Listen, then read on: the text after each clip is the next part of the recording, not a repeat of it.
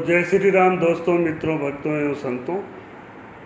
रामायण के गूढ़ रहस्य में हम पुनः आपके सामने हैं रामचरितमानस पर चर्चा करने के लिए। रामचरितमानस एक अथाह ग्रंथ है।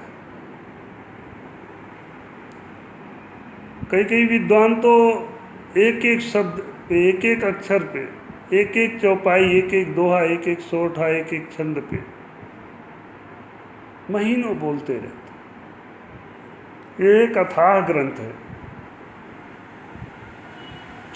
शुरू में ही तुलसीदास जी ने लिख दिया है नाना पुराण निगमागम, यानी सभी शास्त्रों का वो सार लिख रहे हैं। और किस लिए लिख रहे हैं? स्वांता सुखाय रघुनाथ गाथा सुखाय तुलसी रघुनाथ गाथा। तुलसीदास जी रघुनाथ की गाथा गा रहे हैं, यानी रघुनाथ की कथा कर रहे हैं, लिख रहे हैं स्वांता सुखाय के लिए, जो कि भी सभी शास्त्रों, नाना पुराण निगमागम, सभी शास्त्रों का सार है।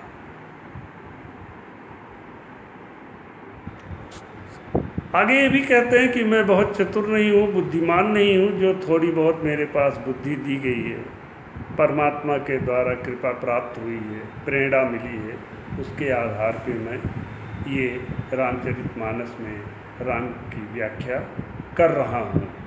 सोचिए, इतना महान कवि, इतना महान संत कह रहा है कि मेरे पास ज़्यादा बुद्धि नहीं, विवेक नहीं, जो प्रभु परमात्मा की प्रेरणा से मुझे प्राप्त हुआ है वो मैं आपके सामने प्रस्तुत कर रहा हूँ।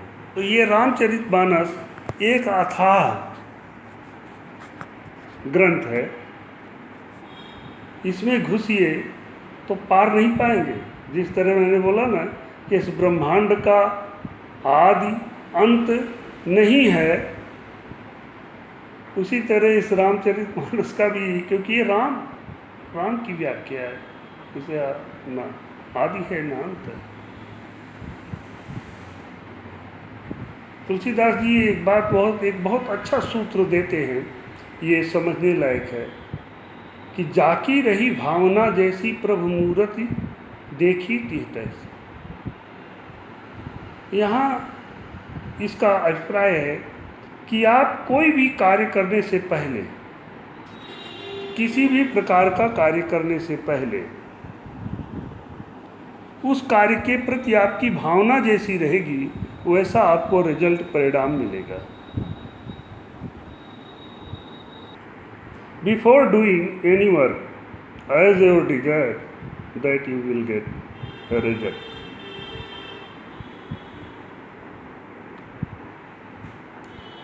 और भावना पे एक बहुत अच्छा सूत्र सुंदर कांड में दिया है, काम क्रोध मद लोभ सब नाथ नरक के पन,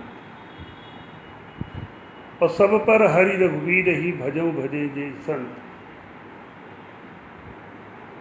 यानी काम क्रोध मद लोभ मोह से यदि हम ग्रसित हैं तो उसका रिजल्ट नरक है। तो अपने जीवन में हम ये देख सकते हैं कि यदि हम कोई कार्य छल कपट प्रपंच इत्यादि की भावना लेके कर रहे हैं तो वैसा ही होगा, वैसा रिजल्ट भी मिलेगा। निश्चल भावना से यदि आप कर रहे हैं तो निश्चित ही आपको अति उत्तम, अति सुंदर और वैसा रिजल्ट मिलेगा। तो ये बहुत महत्वपूर्ण है कि किसी कार्य के करने से पहले हमारे अंदर उस कार्य के प्रति भावना कैसी है, निश्चल भावना। अगर हमारे पास कामना रहित भावना है तो निश्चित ही हम निश्चल रहेंगे। यदि हम स्वार्थवश रहेंगे तो निश्चित ही अपने स्वार्थ की पूर्ति हेतु हम कुछ न कुछ छल कपट प्रपंच या किसी भी तरह से इस तरह की बातों से ग्रसित रहेंगे और वैसा रिजल्ट मिलेगा। तो तुलसीदास जी ने लिखा है कि जाकी रही भावना, और आगे भी दिया है। परमात्मा के भजन के विषय में नहीं कहा जा रहा है, ये पूरे जीवन के व्यवहार के विषय में भी ये बात लागू होती है। ना कि कहो कि केवल परमात्मा के भजन के लिए कह रहे हैं। जहाँ वो कह रहे हैं सकल कामना हीन जे राम भगत रस लीन, वहाँ जीवन में भी ये व्यवहार। हमने एक जगह लिखा भी है, we are right when we help to anybody without any hope. तो जब हम किसी की सहायता बिना किसी आशा के करते हैं तो उस समय हम बहुत सही मार्ग पे होते हैं। लेकिन यदि हम आशा रख के कोई कार्य करते हैं तो निश्चित ही उस इच्छा की पूर्ति के लिए हम हर तरह के हथकंडे अपनाएंगे। पूरा होगा तो प्रसन्न रहेंगे, नहीं पूरा होगा दुखी हो जाएंगे। इसी बात को लेकर तुलसीदास जी ने कहा, एक सकल कामना हीन जे राम भगत रस। यदि हम इस भाव से, कोई राम की भक्ति ही नहीं, जीवन के सभी कार्य अगर हम इस भाव से करेंगे तो निश्चित ही हम रिलैक्स, फुल हैप्पी और प्रसन्नचित्त रहेंगे। और यदि इस भावना से नहीं करेंगे तो आगे वही आ जाएगा, वो सूत्र लागू हो जाएगा, ऑटोमेटिक मन हमारे व्यवहार में आ जाएगा, काम क्रोध मद लोभ। काम क्रोध मद लोभ सब नाथ नरक के पंथ, और ये नरक का पंथ है। तो बहुत से विवाद से विवाद से विवाद से विवाद, चैन टू चैन, चैन टू चैन, चैन बनती जाएगी और हम एक जाल में फंसते चले जाएंगे। तो तुलसीदास जी कहते हैं कि जाकी रही भावना दे, फिर हम उसी तरह से रिजल्ट पाते रहेंगे, क्योंकि इसी भाव में हमारा निर्माण हो जाएगा। और अगर कामना रहित भाव रहेगा तो हम रिलैक्स रहेंगे। हो गया काम तब भी ठीक, नहीं हुआ तब भी ठीक। तो जाकी रही भावना जैसी प्रभु मूरत देखी थी, नाना पुराण निगमागम सम्मत। सकल कामना हीन जे राम भगत रस, काम क्रोध मद लोभ सब नाथ नरक के। तो ये सिद्ध होता है कि अगर हम कामना युक्त कोई कार्य करेंगे तो हम इस रिजल्ट पे ऑटोमेटिक पहुंच जाएंगे, क्योंकि वहाँ हमारा स्वार्थ है। स्वार्थ की सिद्धि के लिए हम सभी रास्ते अपनाएंगे तो हमारे अंदर निश्चित ही काम क्रोध मद लोभ मोह ये ऑटोमेटिक पैदा हो जाएगा। इस मार्ग पे हम चले जाएंगे तो निश्चित ही हमको रिजल्ट नरक का मिलेगा। नरक का मतलब कष्ट। अगर व्यवहारिक जीवन कार्य की पूर्ति हुई तो प्रसन्न, नहीं पूर्ति हुई तो दुखी हो गए,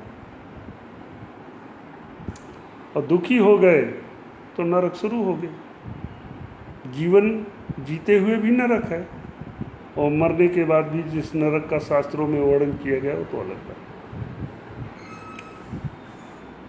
तो यहाँ भगवान के, मात्र भगवान के भजन के लिए ही बात नहीं कही गई है।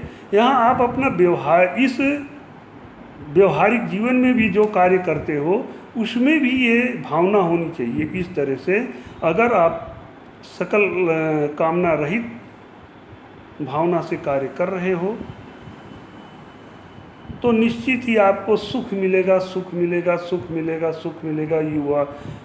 You will be always time happy happy happy happy happy, no doubt.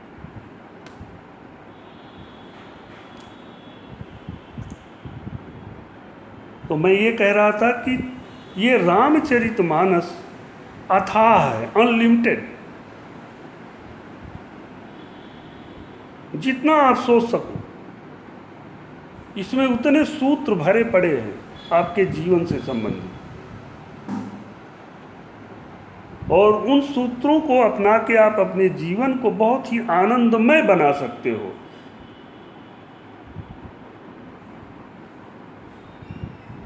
मैं पढ़ने वाले बच्चों से निवेदन करता हूँ कि वो इसका अध्ययन करें, मनन करें, चिंतन करें, इसके अर्थ को ले और कैसे उनका अपना व्यवहारिक जीवन में इसका प्रयोग कर सकते हैं वो लें। मैं पाता हूँ कि उनकी वो बुद्धि बहुत ही तेज हो जाएगी, कोई डाउट नहीं।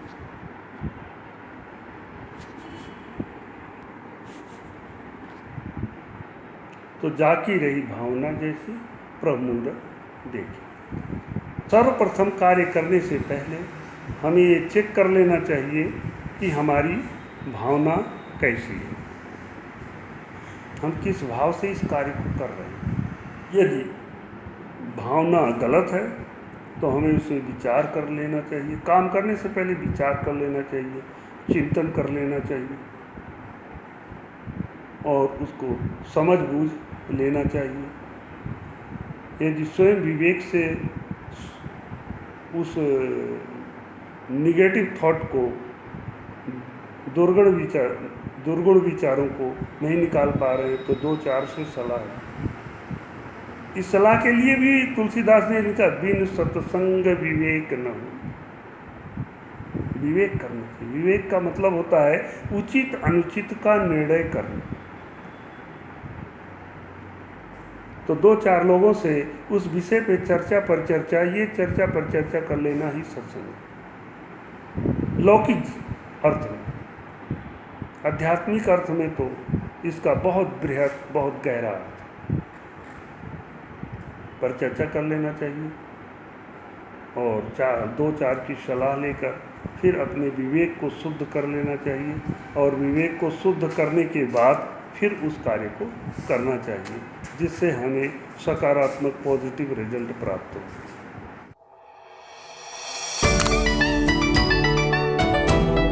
जय श्री राम प्रभु। आज का वीडियो यहीं संपूर्ण करते हैं, फिर अगले वीडियो में मिलेंगे इसी प्रसंग की अगली कड़ी में।